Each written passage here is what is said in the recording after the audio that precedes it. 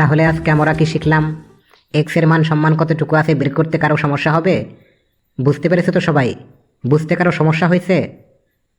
জি জনাব, একটা বিষয় বুঝতে আমার একটু সমস্যা হইতেছে জনাব। কি সমস্যা চাচা? কি যে বলেন জনাব, আমাকে আর চাচা বলিয়া শরম দিয়েন না। আপনার শরম আছে বইলা তো মনে হয় না। এই বয়সেও জেলখানার মতো স্কুলেই বন্দী হয়ে আছেন। বিশ্ববিদ্যালয় পাশ করতে করতে তো আপনার নাতিপুতি বড় হয়ে যাবে। আর শরম দিয়েন না জনাব, এই সব এখন আর গায়ে লাগে না। চুপ করো। কি সমস্যা বলো? কোন জায়গায় সমস্যা? তোমার তো সব কিছুই মাথার মধ্যে ঢুকে, পড়ালেখা মাথায় ঢুকে না কেন? এক সমস্যা তোমাকে 10 বার বোঝানো লাগে, তবুও যদি মাথার মধ্যে একটু জ্ঞান ঢুকতো। কি সমস্যা বলো? স্যার, এই বইটা। আমি যা বুঝাইলাম এতক্ষণ, সেইখানে কোনো সমস্যা আছে? তুমি তো মনে হয় শুনোই নাই কিছু।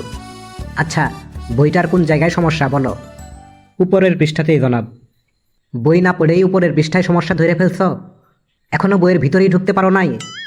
জি জনাব, এইখানে একটা লেখা আছে, মাত্র 30 দিনের মধ্যেই শতভাগ পরীক্ষার প্রস্তুতি।